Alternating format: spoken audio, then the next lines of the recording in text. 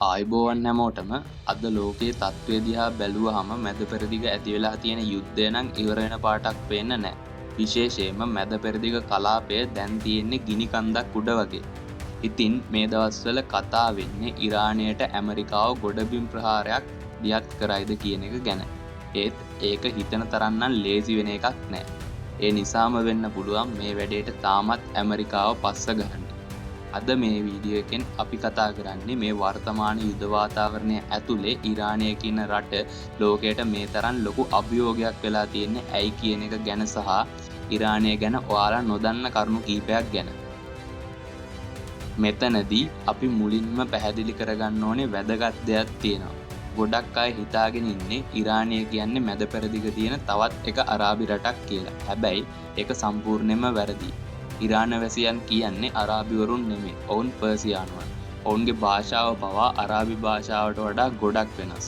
ඔවුන් කතා කරන්නේ ෆාසි කියන භාෂාව. අරාබි භාෂාව හැදිලා තියෙන්නේ සෙමිටික් භාෂා පවුලෙන් වුණාට ඉරාන වැසියන්ගේ ෆාසි භාෂාව අයත් වෙන්නේ ඉන්දු යුරෝපීය භාෂා පවුලට. ඉතින් මේ ජාතික අනන්‍යතාව සහ භාෂාව කියන දේ ඉරාන වැසියන් Tamanගේ පණ වගේ රකින්න.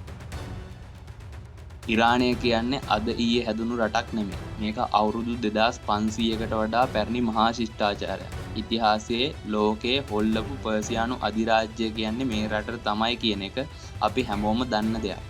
විශේෂයෙන්ම මහා සයිරස් රජතුමා ගැන ඔයාලා අහලා ඇති. ඔහු තමයි ලෝකේ පළවෙනි මානව හිමිකම් ප්‍රඥප්තිය නිර්මාණය කරේ. ඉතින් මේ රටේ මිනිස්සුන්ගේ ජාන ඇතුලේ තියෙන්නේ අන්න ඒ වගේ බලවත් අධිරාජ්‍යයක ලේ. මේ මිනිස්සු Tamanගේ ඉතිහාසය සහ අනන්‍යතාවය ගැන පුදුමාකාර විදිහට ආඩම්බර වෙනවා. ඉතිහාසයේ පුරාම මොනතරම් ආක්‍රමණිකයෝ ආවත් ඔවුන් පර්සියානු සිංහයෝ වගේ නැගී සිටියේ අන්න ඒ අභිමානයේ හින්දා. දැන් අපි බලමු ඉරානය ආක්‍රමණය කරන්න බැරි වෙන්න තියෙන ස්වභාවික හේතු. ඉරානය කියන්නේ හරියට උස තාප්ප වලින් වට වුණු බල කොටුවක් වගේ. ඔයාලා ඉරානයේ සිටියම දිහා බැලුවොත් පෙනේවි රට වටේටම තියෙන හරිම රළු කඳු පන්ති. බටහිරින් සැග්‍රෝස් කඳු වැටියත් උතුරින් ඇල්බ්‍රෝස් කඳු වැටියත් පිහිටලා තියෙන්නේ සබාදාමෙන් ඉරානයට හදලා දුන්නු ආරක්ෂක පවුරක් වගේ. ඕනෙම හමුදාවකට ගොඩබිමින් රට ඇතුළට එන්න නම් මේ කඳු පන්තිය පහු කරගෙන එන්න වෙනවා. යුද්ධ ටැංකි කාලතුවක්කු අරගෙන මේ වගේ පටු කඳු පාරවල් වලින් සටන් කරන එක ලෝකේ නවීන ආයුධ තියෙන හමුදාවකට වුණත් අමාරු වැඩක්. ඒ විතරක් නෙමෙයි රට මැද්දේ තියෙන මහා කාන්තාර සහ මේ රළු පරිසරයේ හින්දම ලේසියෙන්ම ඉරාන හමුදාවට සතුරම්ව කොටු කරගන්න ලේසියි. මෙතනදී ඔයාලට ප්‍රශ්නයක් එන්න පුළුවන් ඉරානයේ ඇයි සතුරන්ට විරුද්ධව Tamanගේ ගුවන් හමුදාව පාවිච්චි කරලා ගුවන් ප්‍රහාර එල්ල කරන්නේ නැත්තේ කියන එක. ඇත්තටම කිව්වොත් ඉරානයේ තියෙන දුර්වලම පැත්ත තමයි ඔවුන්ගේ ගුවන් හමුදාව කියන්නේ.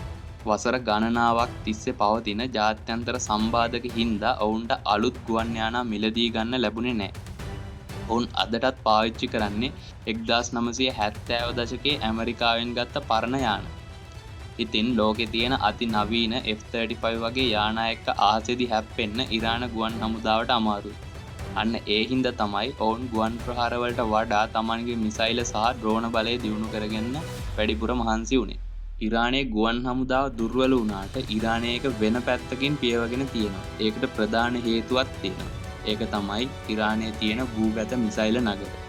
ඉරානයේ Tamanගේ ප්‍රබලම ආයුධ සහ මිසයිල සංගවලා තියෙන්නේ පොළොව යට සැතපුම් ගානක් ගැඹුරට හදපු මහ ගුහා ඇතුලේ. මේවා තියෙන තැන් ලෝකයේ කිසිම ඔත්තු සේවයකට හරියටම හොයාගන්න බැරි වෙලා තියෙනවා. ඒ හින්දාම ගුවනින් මොනතරම් පහර දුන්නත් ඒ පද්ධති විනාශ කරන්න ටිකක් අමාරුයි. අද අපි මේ දකින වර්තමාන යුද්ධය ඇතුලේ ඉරානය පාවිච්චි කරන්නේ හරිම සූක්ෂම ක්‍රමවේදයක්. ඔවුන් සතුරාට ඍජුවම මුහුණ දෙනවට වඩා සතුරාට බලාපොරොත්තු නොවන පැතිවලින් පහර දෙනවා. ඔවුන් සතුව මැද පෙරදිග කලාපයේ තියෙන ප්‍රබලම මිසයිල බලෑනිය තියෙනවා වගේම තමන්ගේ දේශ සීමාවෙන් පිටත පවා සතුරාට කරදර කර හැකි පිටුරු කණ්ඩායම් ඔවුන්ට ඉන්නවා. ඒ වගේම ඉරානය එක්ක යුද්ධයකට යනවා කියන්නෙම මුළු මැද පෙරදිග කලාපයම එකවර ඇවිලී යාමක් වගේ. අද වෙනකොට ඒ තත්ත්වය මැද පෙරදිග අනිත් රටවල් වලට ප්‍රහාර එල්ල වෙන තත්ත්වය දක්වා වර්ධනය වෙලා තියෙනවා අපිට බලා ගන්න පුළුවන්. ඉතින් මේ කරුණු දිහා බලද්දී අපිට පැහැදිලි වෙන දේ තමයි ඉරානය කියන්නේ හුදෙක් ආයුධ තියෙන රටක් විතරක් නෙමෙයි. සබාදාම ඉතිහාසය සහ නූතන තාක්ෂණය එකට මුසුණු අපූරු බලකොටුවක්. අපිට දේශපාලනික වශයෙන් ඉරානයේ පැත්තක් ගන්න බැරි වුණත් ලෝක දේශපාලනය සහ යුද තාක්ෂණය ගැන කතා කරද්දී ඉරානය කියන්නේ අනිවාර්යයෙන්ම අවධානය දෙන්න ඕනේ රටක්. ඔවුන් සතුව ඒ නොසැලෙන ශක්තිය සහ දරා ගැනීමේ හැකියාව ලෝකයටම ලොකු පාඩමක්. ඉතින් මේ වීඩියෝ එක ගැන ඔයාලා මොකද හිතන්නේ? ඉරානය ගැන ඔයාලා නොදන්න දෙයක් මේ වීඩියෝ එකෙන් ඉගෙන ගත්තා නම් ඒක පහලින් කමෙන්ට් කරන්න. මේ වගේ වැදගත් වීඩියෝ බලන්න අපේ channel එක subscribe කරලා තියාගන්න. තවත් වීඩියෝ එකකින් හම්බෙමු. හැමෝටම සුබ දවසක්.